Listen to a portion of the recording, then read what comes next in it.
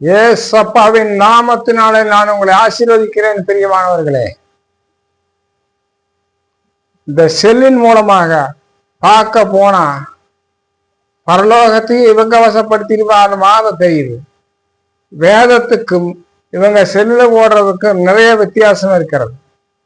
ஏசப்பா பரலோகம் போற மாதிரி போட்டிருக்கிறாங்க, அது அவர் கெடியாரம் கட்டி வைக்கிற மாதிரி போட்டிருக்கிறாங்க. அதே மாதிரி சகோதரிமார்கள் அவங்க நகை போட்டிருக்கிறாங்க. பரலோகத்திலே காலம் உதிக்கிற இடமே சுத்த பசும்பொன். அப்படி இருக்கும்போது பரலோகத்துல காலில கையில மூக்கள் எல்லாம் போட்டுட்டு அங்க இருப்பாங்களா? அப்படியா வீடியோ எடுத்து செல்ல போடுறாங்க?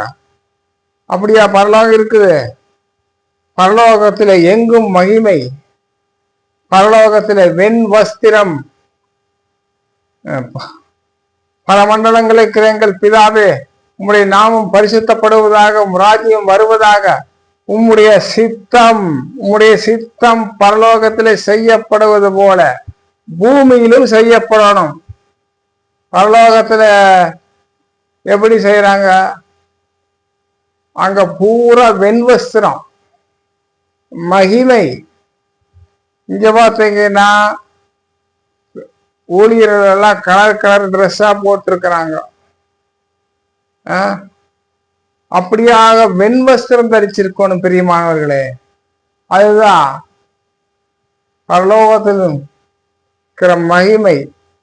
பரலோகத்திலும் சித்தம் செய்யப்படுவது போல பூமியிலும் செய்யப்படுவதாக அப்படின்னு சொன்னாரு. அன்றன்று இல்லை ஆகாரத்தை இன்று எங்களுக்கு தாரும், அப்படித்தான் சொல்லி ஜெபம் பண்ணணும்.